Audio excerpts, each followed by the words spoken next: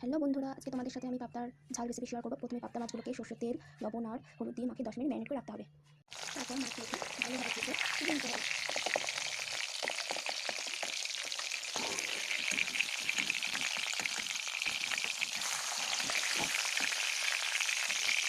বাটিতে তারপর একটা বাটিতে আমি সর্ষে, পোস্ত আর লঙ্কা কুচি দিয়ে একটা পেস্ট বানিয়ে নিয়েছি, মানে সর্ষে পাউডার দিয়েছি। আমি পেস্টটা তৈরি করে 10 মিনিট রেখে দিতে হবে।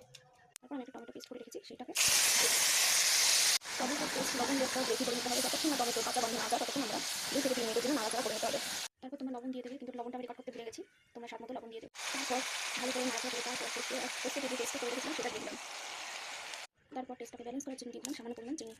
3-4 মিনিট ভালো করে নাড়াচাড়া করে নিতে হবে, ততক্ষণ না এর থেকে তেলে গন্ধটা ছড়াচ্ছে।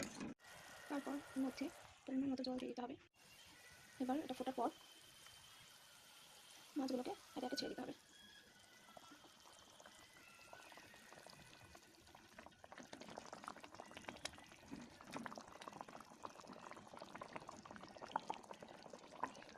তোমরা দেখতে পাচ্ছ কেমন ফুটছে। এবার এর মধ্যে আমি দিয়ে দেবো ধনেপাতা কুচি।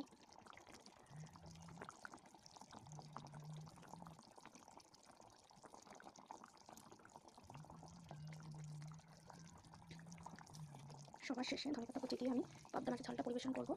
তোমাদের যদি রেসিপিটা ভালো লাগে তবে অবশ্যই লাইক করে শেয়ার করে দিও। আজ তবে এই পর্যন্তই থাক, পরে কোনো দিন অন্য রেসিপি নিয়ে আসবো। টাটা।